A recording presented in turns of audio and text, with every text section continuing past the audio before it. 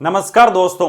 Option buying करो या selling, सबसे बेस्ट टाइम फ्रेम क्या है उसके बारे में डिस्कस कर लेते हैं। कौन कौन सा टाइम फ्रेम है जिसमें ट्रेड करना चाहिए और सबसे बेस्ट टाइम फ्रेम क्या है जिसमें एक ट्रेड किया जा सकता है। बहुत बार के सोचते हैं कि 1 मिनट का टाइम फ्रेम यूज करना चाहिए या 3 मिनट का टाइम फ्रेम यूज करना चाहिए या 5 मिनट, 15 मिनट, 1 आवर या डेली। कौन सा टाइम फ्रेम है आपको यूज करना चाहिए, इसके बारे में डिस्कस कर लेते हैं। देखो, अगर आप जैसे ये सीरीज को मैं बना रहा हूं ऑप्शन सेलिंग के लिए, लेकिन बाइंग करो या सेलिंग करो, हमेशा आपको एक टाइम फ्रेम, एक स्टैंडर्ड टाइम फ्रेम होना चाहिए जिसको आप कंटिन्यू यूज करो। वैसे एक बात बता दूं, कभी भी बार बार टाइम फ्रेम चेंज नहीं करना चाहिए, उससे आपकी प्रोबेबिलिटी बहुत ज्यादा कम हो जाती है। लॉस, मान लो आप 1 मिनट में ट्रेड कर रहे हो, आपको लॉस हो गया, जबकि अगर आप वहां पर वेट करते, 5 मिनट का टाइम फ्रेम यूज करते तो आपको प्रॉफिट होता, जबकि आपको लॉस भी हो गया और जो प्रॉफिट वाला ट्रेड था वो भी मिस हो गया। इसलिए हमेशा एक टाइम फ्रेम यूज करना चाहिए, आप चाहे 1 मिनट करो या 5 मिनट यूज करो। लेकिन आगे हम कंप्लीट बात करेंगे कि कौन सा टाइम फ्रेम यूज कर सकते हो। जैसे जब भी आप 1 मिनट का टाइम फ्रेम यूज करते हो, वैसे मैं आपको बताऊं ज्यादातर किस लिए करते हैं, स्कैल्पिंग के बेस पे, कि स्कैल्पिंग में मोमेंटम कैप्चर करने के चक्कर में। इसमें एक तो आपका नंबर ऑफ ट्रेड भी ज्यादा होगा।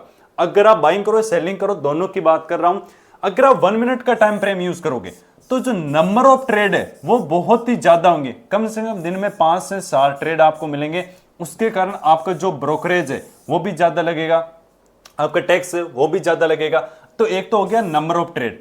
दूसरी क्या गलती होगी, अगर आप कैंडलस्टिक के बेस पे ट्रेड करते हो 1 मिनट के टाइम फ्रेम में, मान लो आप कोई भी लेवल के क्लोज होने का वेट करते हो कि ये आपका रेजिस्टेंस लेवल है, इसके ऊपर कैंडलस्टिक क्लोज कर दी, ट्रेड कर रहे हो 1 मिनट के टाइम फ्रेम में, किसी भी कैंडलस्टिक के क्लोज होने का कोई भी मतलब नहीं, बहुत बार वापस रिवर्सल हो जाता है। अगर 1 मिनट के टाइम फ्रेम में कैंडलस्टिक क्लोज करती है उसका कोई भी मतलब नहीं। एक ये तरीका हो गया। अगर आप कैंडलस्टिक पे बेस पे 1 मिनट के टाइम फ्रेम में यूज करोगे तो आपका जो चार्ट रीडिंग है वो भी खराब हो जाएगा, साइकोलॉजी भी खराब हो जाएगी। क्यों? कभी आपको लगेगा 1 मिनट में, मान लो यहां पर रेड कैंडलस्टिक बनाए, 5 मिनट की कैंडलस्टिक है, लेकिन उसी में अगर आप 1 मिनट की कैंडलस्टिक देखोगे, हो सकता है 3 रेड कैंडलस्टिक हो, 2 ग्रीन कैंडलस्टिक हो, आप बार बार सोचोगे यार रेड बना है नीचे जाएगा, ग्रीन बना है ऊपर जाएगा, बार बार आपकी साइकोलॉजी खराब होगी, उसके कारण आपका ट्रेड खराब होने की पॉसिबिलिटी ज्यादा है। लेकिन आपने 5 मिनट के टाइम फ्रेम में देखा यार ये तो रेड कैंडलस्टिक बनी, इसका मतलब आराम से मैं कहीं ना कहीं सेलिंग साइड का प्लान बना सकता हूं। जितनी ज्यादा कैंडलस्टिक होगी 1 मिनट के टाइम फ्रेम में, जो नंबर ऑफ कैंडलस्टिक है वो बहुत ही ज्यादा होगी, तो आपकी साइकोलॉजी भी बहुत ही ज्यादा खराब होगी, क्योंकि आपके डिसीजन भी बार बार चेंज होंगे। उसमें 1 मिनट में इतने सारे चार्ट पैटर्न, कभी डब्ल्यू बन रहा है, कभी एम बन रहा है, कभी हेड एंड शोल्डर पैटर्न बन रहा है, कभी ब्रेकआउट हो रहा है, कभी ब्रेकडाउन हो रहा है, तो आपकी साइकोलॉजी बहुत ज्यादा खराब होगी। इसलिए आपको 1 मिनट का टाइम फ्रेम, चाहे आप ऑप्शन बाइंग करो या सेलिंग करो, आपको या स्कैल्पिंग करो, नहीं यूज करना चाहिए। स्कैल्पिंग यूज करते हो। अब हम बात कर लेते हैं इससे दूसरा टाइम फ्रेम कौन सा है। अब ज्यादातर मैं बात करता हूं, ये बहुत सारे मेरे पास कमेंट आते हैं कि सर 3 मिनट का टाइम फ्रेम हम यूज कर सकते हैं क्या। वैसे आप यूज कर सकते हो अगर आप कंटिन्यू उन्हीं पे टेस्ट किया, आपने बैक टेस्ट किया, 5-6 महीने कंटिन्यू 3 मिनट का टाइम फ्रेम भी देखा है, तब आप ट्रेड कर सकते हो। बट मैं हमेशा आपको बोलूंगा इसको भी अवॉइड करना चाहिए। 3 मिनट का टाइम फ्रेम ज्यादातर आप देखो, वैसे अगर आप 3 मिनट का टाइम फ्रेम यूज कर रहे हो, बहुत बार बोलते हैं कि ज्यादातर को ये रहता है कि यार सही टाइम फ्रेम कौन सा है। टाइम फ्रेम सभी सही है, 1 मिनट का छोड़ के, 2 मिनट का नहीं बोल रहा मैं, 3 मिनट भी सही है, 5 मिनट बेस्ट है। बट एक ही टाइम फ्रेम देखो, बार बार टाइम फ्रेम चेंज करोगे, मैंने वो भी बताया था ना अभी, मान लो 3 मिनट में आपने ट्रेड किया, उसमें लॉस हो गया, लेकिन अगर आप 5 मिनट में करते तो आपको प्रॉफिट हो जाता, फिर आप 5 मिनट में चेंज हो जाओगे, 5 मिनट में देखोगे यार मैं कभी दूसरे दिन 3 मिनट में आपको बड़ा प्रॉफिट हो जाता, बार बार चेंज हो जाओगे, प्रोबेबिलिटी कम हो जाएगा, लॉस होने की ज्यादा प्रोबेबिलिटी। इसलिए एक ही टाइम फ्रेम को यूज करना है। 3 मिनट का टाइम फ्रेम भी जितना हो सके उसको अवॉइड करो। सबसे अगला टाइम फ्रेम है 5 मिनट का टाइम फ्रेम, और सबसे बेस्ट टाइम फ्रेम है ऑप्शन ट्रेडिंग करो, इंट्राडे में अगर फ्यूचर ट्रेड करो या कोई भी स्टॉक में ट्रेड करो, सबसे बेस्ट टाइम फ्रेम है 5 मिनट का टाइम फ्रेम। इसमें आप एनालिसिस भी कर सकते हो, इसमें आप ट्रेड प्लान भी बना सकते हो, इसी में एसएल, इसी में टारगेट। 5 मिनट का टाइम फ्रेम एक स्टैंडर्ड टाइम फ्रेम है, bank Nifty, Nifty, Sensex, mid cap, किसी में भी यूज करो, 5 मिनट का टाइम फ्रेम सबसे बेस्ट टाइम फ्रेम है। इसमें क्या है, जो आपका स्टॉप लॉस है 1 मिनट के जितना तो छोटा नहीं होगा, लेकिन उसमें लॉस भी ज्यादा होगा। एक सही बेस्ट टाइम फ्रेम होता है, एसएल भी छोटा होगा, सही होगा। आपका रिस्क रिवॉर्ड रेशियो है वो भी कम से कम आराम से 1:2। जैसे ऑप्शन सेलिंग में इस जो सीरीज बना रहा हूं, इसमें जो पार्ट 1 और पार्ट 2 देखना, उसमें प्रोबेबिलिटी और ज्यादा बढ़ जाती है और रिस्क रिवॉर्ड रेशियो ज्यादा बढ़ जाता है, क्योंकि उसमें साइडवेज होगा तो भी प्रॉफिट होगा। इसलिए आपको 5 मिनट का टाइम फ्रेम यूज करना चाहिए। मैं चार्ट के ऊपर भी कुछ बताऊंगा, ठीक है। फिर हम बात कर लेते हैं क्या 15 मिनट का टाइम फ्रेम यूज करना चाहिए। इसके अंदर 3 सबसे बड़ी गलती क्या है। सबसे पहले आपका एसएल बड़ा होगा, क्योंकि 5 मिनट की अगर 3 कैंडल स्टिक बनी है मान लो रेड, तो 15 मिनट की यहां पर क्या बनेगी, 1 कैंडल स्टिक बनेगी। तो यहां एंट्री करोगे इतना बड़ा एसएल, 5 मिनट में यहां एंट्री करते यहां एसएल, तो इतना एसएल आपका एक्स्ट्रा हो गया। इसलिए जब भी आप 15 मिनट का टाइम फ्रेम यूज करोगे, एनालिसिस करने के लिए देख सकते हो, या फिर आप जब भी सपोर्ट और रेजिस्टेंस लेवल को मार्क करते हो तब आप 15 मिनट का टाइम फ्रेम यूज कर सकते हो। लेकिन एंट्री करने के लिए, एसएल के लिए और टारगेट के लिए 15 मिनट का टाइम फ्रेम कभी भी यूज नहीं करना है। सेकंड कंडीशन, जो आपका रिस्क रिवॉर्ड रेशियो है, बहुत बार तो आपको 1:2 मिल जाएगा, लेकिन ज्यादातर 1:1 या ज्यादातर 15 मिनट में ऑप्शन के अंदर बहुत ज्यादा डिके हो जाता है। 15 मिनट डोजी कैंडल स्टिक बनाया ना, इसका मतलब प्राइस अप डाउन बहुत टाइम तक, वहां पर 15 मिनट तक मार्केट सस्टेन किया है। इसलिए हमेशा यूज करो कि 5 मिनट का टाइम फ्रेम सबसे बेस्ट है। 3 मिनट और 1 मिनट दोनों को अवॉइड करना चाहिए, तो इसमें रिस्क रिवॉर्ड रेशियो कम है। तीसरा जो सबसे बड़ी गलती है, इसमें मोमेंटम मिस हो जाता है या मोमेंटम चला जाता है। कैसे, यहां पर अगर मान लो ये आपका कोई रेजिस्टेंस लेवल है, 5 मिनट की कैंडल स्टिक यहां पर ब्रेकआउट की, यहां पर आपको एंट्री प्लान करना था। यहां पर मैं बात कर रहा हूं 5 मिनट की, लेकिन आप क्या कर रहे थे कि चलो मैं 15 मिनट का टाइम फ्रेम यूज करूंगा। 15 मिनट की अगर कैंडल क्लोज करेगी, वो कितनी बड़ी यहां पर होगी अगर वो ब्रेकआउट सस्टेन कर रहा है। इस बात को ध्यान रखना। जैसे मेरा ब्रेकआउट के बारे में मैंने वीडियो बना रखा है, उस वीडियो को जरूर देखना। आप देखते हो कि 15 मिनट में अगर मैं ब्रेकआउट में ट्रेड करूंगा तो फेल नहीं होगा, ऐसा नहीं है। ब्रेकआउट हर टाइम फ्रेम में फेल होता है, डेली टाइम फ्रेम में भी फेल होता है। ये तो 15 मिनट का टाइम फ्रेम बता रहा हूं, 1 आवर हो, 30 आवर हो, 30 मिनट हो, ठीक है। लेकिन मान लो आपने एंट्री प्लान कर रहे थे 5 मिनट के टाइम फ्रेम में, अगर 15 मिनट का टाइम फ्रेम बनाए तो कैंडल स्टिक कितनी बड़ी होगी, एक तो इतना मोमेंटम चला जाएगा, उसके बाद 1-2 कैंडल बनेगी और रिवर्सल हो जाएगा।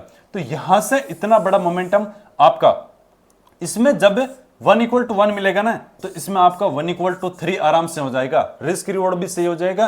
और दूसरा, मोमेंटम जानने के बाद जब भी ब्रेकआउट काम करता है, आप देखते हो कितना फास्ट मिलता है वो, अब कितना फास्ट अपसाइड में जाता है। तो इतनी दूर एंट्री करोगे तो लॉस ज्यादा बड़ा हो जाएगा, और यहां पर एंट्री करोगे और ब्रेकआउट काम कर रहा है, जब ये काम करने वाला होगा ना, जहां पर इसमें एंट्री मिलने वाली होगी ना, उस 5 मिनट में आपको कम से कम 1:1 टारगेट मिल जाएगा। इसलिए 15 मिनट का टाइम फ्रेम ओनली फॉर आप एनालिसिस करने के लिए कर सकते हो। वैसे बहुत सारे लोग क्या करते हैं, एनालिसिस करने के लिए 30 मिनट का टाइम फ्रेम यूज करते हैं, नहीं करना चाहिए। जितना ज्यादा ट्रेडिंग में एक बात ध्यान रखना, जितना ज्यादा इंडिकेटर लगा लो, आरएसआई, मूविंग एवरेज, कोई भी मान लो 3-4 इंडिकेटर लगा दिए, बहुत ज्यादा प्रोबेबिलिटी लॉस होगा। क्यों? कोई बोलेगा बाई कर लो, कोई बोलेगा सेल कर लो, कोई बोलेगा ट्रेड मत करो, कोई बोलेगा बाई कर लो, आप कंफ्यूज हो जाओगे। ट्रेडिंग का मतलब क्या है? लॉस अपसाइड में क्या है, छोटे से पार्ट को कैप्चर करना। अगर आप छोटे से पार्ट को कैप्चर करना हो तो सिंपल तरीके से भी कर सकते हैं। इसके लिए इतनी ज्यादा एनालिसिस करने की जरूरत नहीं है। कोई आप इन्वेस्टमेंट नहीं कर रहे हो कि इतने सारी चीजें देख के फिर मैं वहां पर बाई करूंगा। और अब ज्यादा, मान लो आपको यहां बाई करना था, अब आप देखने लग जाओगे आरएसआई क्या कर रहा है, मूविंग एवरेज क्या कर रहा है, ओपन इंटरेस्ट क्या है, मार्केट कैसा बिहेवियर कर रहा है, क्या साइकोलॉजी है, क्या बहुत सारी चीजें वो पहले से ही आपको देखनी होती है। लेकिन इतनी सारी चीजें अगर आप देखोगे ना, टाइम फ्रेम अलग अलग देख रहे हो, 15 मिनट में कैसी कैंडल स्टिक बनी है, 30 मिनट में कैसी बनी है, 1 आवर में कैसी बनी है, तब तक मार्केट यहां चला जाएगा, आप ट्रेड भी नहीं कर पाओगे। इसलिए एक टाइम फ्रेम देखो, जितना हो सके ट्रेडिंग को सिंपल रखो। जो भी आप स्ट्रेटजी यूज कर रहे हो कंटिन्यू उसको 3-4 महीने फॉलो करो, एक ही इंडेक्स के अंदर फॉलो करो। अगर आप सेलिंग कर रहे हो या बाइंग कर रहे हो, तो यहां पर हमने क्या देखा, सबसे बेस्ट टाइम फ्रेम है 5 मिनट का टाइम फ्रेम। मैं हमेशा 5 मिनट, एक बार डेली टाइम फ्रेम देखता हूं, उसके बाद 5 मिनट का देखता हूं सीधा।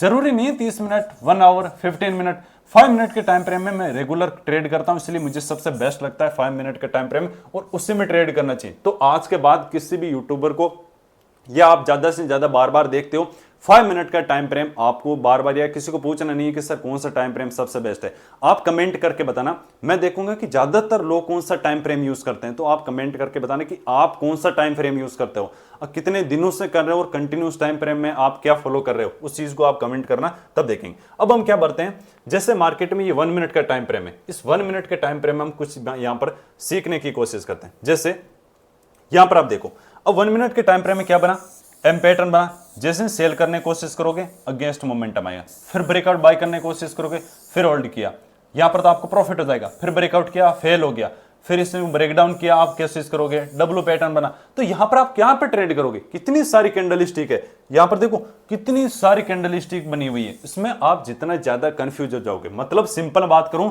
जितना कम टाइम फ्रेम होगा नॉइस उतनी ही ज्यादा होगी, नंबर ऑफ ट्रेड उतने ही ज्यादा होंगे, लॉस उतने ही ज्यादा होंगे। जितना आपका टाइम फ्रेम बड़ा होगा, बड़ा मतलब ये भी नहीं कि 15 मिनट 5 मिनट होगा, उसमें नॉइस भी कम होगा, नंबर ऑफ ट्रेड कम होगा, लॉसेस भी आपको कम होंगे। दिन में 1-2 ट्रेड चाहिए आपको, बस इतना होता है, मोमेंटम भी सही मिलेगा, एसएल भी छोटा होगा। इसलिए सबसे बेस्ट टाइम फ्रेम होता है 5 मिनट टाइम फ्रेम। चाहे ऑप्शन सेलिंग करो, बाइंग करो, फ्यूचर में ट्रेडिंग करो।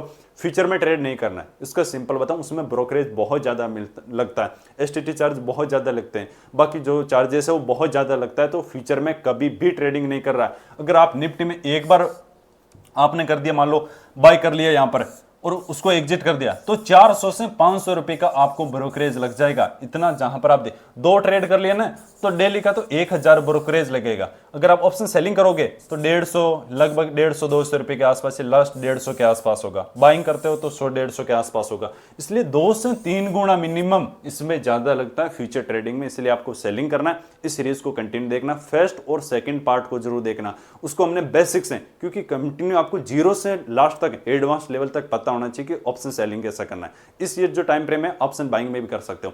ये कमेंट करके जरूर बताना कि आप कौन सा टाइम फ्रेम यूज करते हो। थैंक यू, जय हिंद, राम राम।